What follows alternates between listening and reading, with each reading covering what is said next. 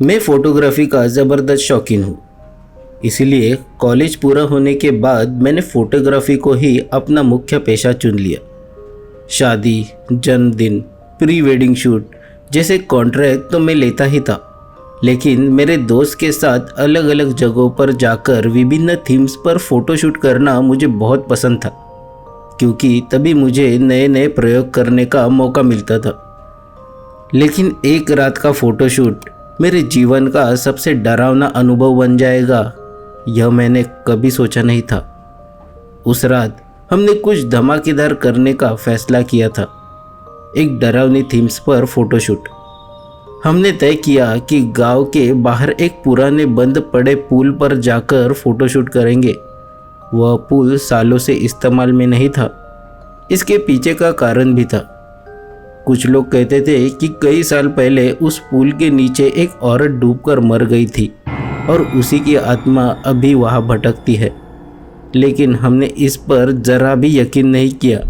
उल्टा हमने फैसला किया कि इन अफवाहों को गलत साबित करने के लिए हम खुद वहाँ जाकर फ़ोटोशूट करेंगे। मेरे साथ मेरे 3 दोस्त भी थे, अमोल, विक्रम और सागर। उस रात 11 बजे हम वहाँ पहुँचे। हमारे हाथों में कैमरा, टॉर्च और फ्लैशलाइट थे। माहौल बहुत ही डरावना था। चांद की मध्यम रोशनी में पुल और आसपास का जंगल और भी भयानक लग रहा था। एक अजीब सी खामोशी थी, सिर्फ हवा की सरसराहट और झिंगुरों की आवाज़ थी। यहाँ सचमुच उस औरत का भूत तो नहीं होगा ना? अमोल ने मजाक में पूछा। अरे कुछ नहीं है, लोग बस अफवाह करते हैं और अफवाह फैलाते हैं, मैंने हंसते हुए बोला। हमने कैमरा सेट कर लिया और फोटो खींचना शुरू कर दिया। कुछ मिनट तक तो सब ठीक था, लेकिन अचानक मेरा दोस्त विक्रम एक जगह अंधेरे में घूरने लगा और बोला, तुम्हें कुछ अजीब सा महसूस हो रहा है क्या? हम खामोश हो गए और उस दिशा में देखने लगे। सिर्फ हवा की आवाज़ और पत्तों की सरसराहट सुनाई दे रही थी। हम उस तरफ देखते ही रह गए, लेकिन वहाँ कोई नहीं था। तभी अचानक हमारे पीछे पुल के नीचे से एक तेज़ आवाज़ आई, जैसे कोई पानी में कूद गया हो। हमने एक दूसरे की तरफ देखा और दौड़कर नीचे झांकने लगे। मैंने टॉर्च चलाई, लेकिन पानी में कुछ नहीं था, एकदम स्थिर पानी था। तभी अमोल जोर से चीखा, मेरे कंधे पर किसी ने ठंडा हाथ रखा था। वह बुरी तरह से डर गया था।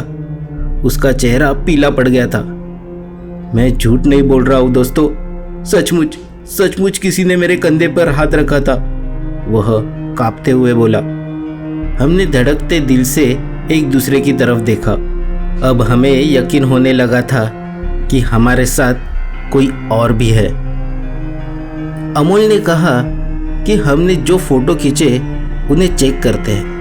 मैंने जल्दी कैमरे में फ़ोटो देखना शुरू कर दिया। एक फ़ोटो में अमोल के पीछे एक औरत जैसी आकृति दिखी, बिखरे बाल, धुंधला और काला चेहरा। लेकिन सबसे डरावनी बात ये थी कि उसकी आंखें वो अंधेरे में भी चमक रही थी और सीधे कैमरे की ओर देख रही थी।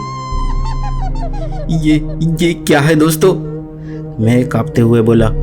उस फोटो ने हमें जैसे जमा दिया था। यहाँ से निकल चलते दोस्तों, विक्रम डरते हुए बोला। हमने जल्दी से फोटोशूट समेटा और वहाँ से निकलने का फैसला कर लिया।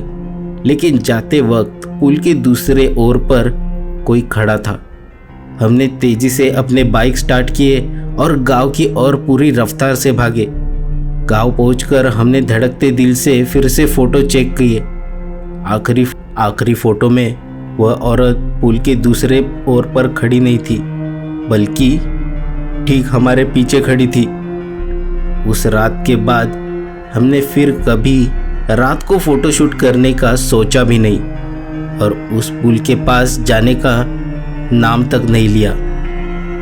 उस दिन मुझे समझ में आ गया कि सुनी सुनाई हर बात अफवाह नहीं होती, कुछ बातें सच भी हो सकती है। धन्यवाद दोस्तों। आपको ये हमारा अनुभव कैसा लगा ये आप हमें कमेंट करके ज़रूर बताइएगा और पीके स्टोरी टेलर को सब्सक्राइब ज़रूर कीजिएगा।